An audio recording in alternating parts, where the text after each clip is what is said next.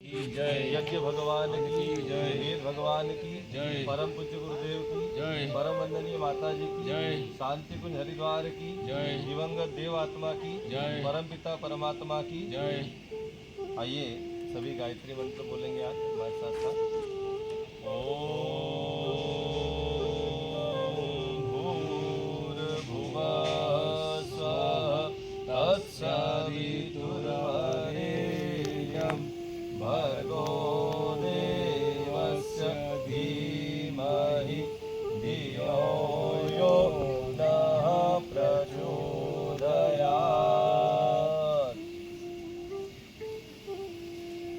आवाज आना, दूर रहेगा तो आवाज कम आएगी।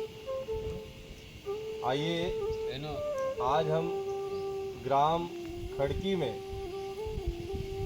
स्वर्गीय श्री मनोहर जी मुजालदा का मरणोत्तर संस्कार, जिसको आम भाषा में दशा कर्म कहते हैं, वो यहाँ पर देव स्थान पर शिवालय परिसर में संपन्न होने जा रहा है।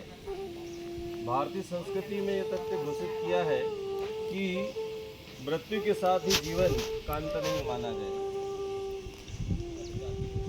जीवन समाप्त नहीं होता, अनंत जीवन श्रृंखला के कड़ी मृत्यु भी है। इसलिए संस्कारों के क्रम में हमारे ऋषियों ने इस कड़ी को भी जोड़ा है। जब वह एक जन्म पूरा करके अगले जीवन की ओर उन्मुख होता है तो कामना की जाती संबंधित जीवात्मा का अगला जीवन पिछले की अपेक्षा अधिक सुसंस्कारवान बने। इस निमित्त जो कर्मकांड किए जाते हैं उनका लाभ जीव आत्मा को क्रिया कर्म करने वालों की श्रद्धा के माध्यम से ही मिलता है। इसलिए मरणोत्तर संस्कार को श्राद्ध कर्म भी कहते हैं। श्रद्धा से ही श्राद्ध बना है। ऋषि कहते हैं कि तृप्ति के लिए तर्पण किया जाता है। स्वर्गस्थ आत्माओं की तृप्ति किसी पदार्थ से, खाने पहनने आदि वस्तुओं से नहीं होती, क्योंकि स्थूल शरीर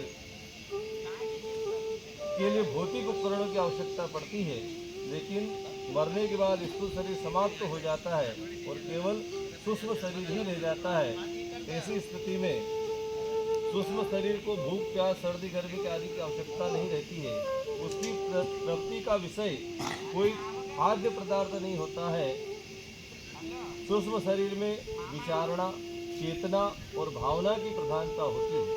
इसलिए उसमें उत्कृष्ट भावनाओं से बना अंतःकरण ही या वातावरण ही शांतिदायक होता है।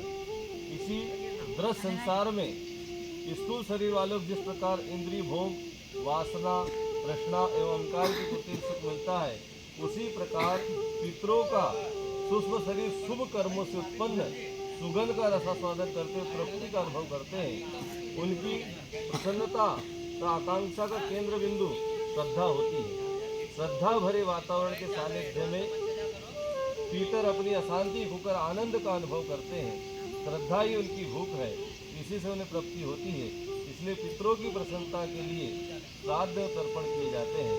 इन क्रियाओं का विधि विधान सरल है, जो गायत्री परिवार ने वैदिक रीति से बनाया है। हम इसी प्रकार से तर्पण करेंगे श्रद्धा के साथ। और इस क्रम को, तर्पण को भी 6 भागों में ऋषियों ने बांटा है। पहला देव तर्पण है, दूसरा ऋषि तर्पण है, तीसरा दिव्य मानव, चौथा दिव्य पितृ, पांचवा यम और छठा मनुष्य पितृ तर्पण। और उसके बाद में पंच यज्ञ की श्रृंखला जुड़ी हुई है। उसमें पहला है ब्रह्म यज्ञ, दूसरा है देव यज्ञ, तीसरा है पितृ यज्ञ, चौथा है भूत बलि पंच बलि यज्ञ और पांचवा जो है वो मनुष्य श्राद्ध संकल्प, जिसमें दान का क्रम होता है। इस प्रकार से आज का क्रम संपन्न होगा। और पितरों के माध्यम से हम ऐसे ही निरंतर उनको याद करें। जाने वाला चला गया ये सोचकर उनको भूलना नहीं चाहिए। हमारे पितर जो होते हैं पितृलोक में विराजमान होते हैं और वहाँ से हमें निरंतर देखते हैं और आशा और अपेक्षा करते हैं कि हमारे जाने के बाद भी हमारे पीछे के जो हमारे पूर्वज हैं वो हमें निरंतर याद कर रहे हैं। पितरों का आशीर्वाद जिस पर बन जाता है, पितृ संतुष्ट होकर उनको आशीर्वाद देते हैं। कई बार जीवन में कई काम हम करते हैं और वो काम नहीं बन पाते हैं और कई तरह की परेशानियां खड़ी होती है, अवरोध आते हैं, तब हम किसी जानकार के पास, किसी ज्ञानी व्यक्ति के पास जाते हैं और पूछते हैं, क्यों साहब क्या तकलीफ आ रही है, क्यों परेशानियां आ रही है, तो वो जानकार एक ही बात बताते, साहब आपको पितृ दोष है। पितृ दोष का मतलब आपके पितृ आपसे संतुष्ट नहीं है।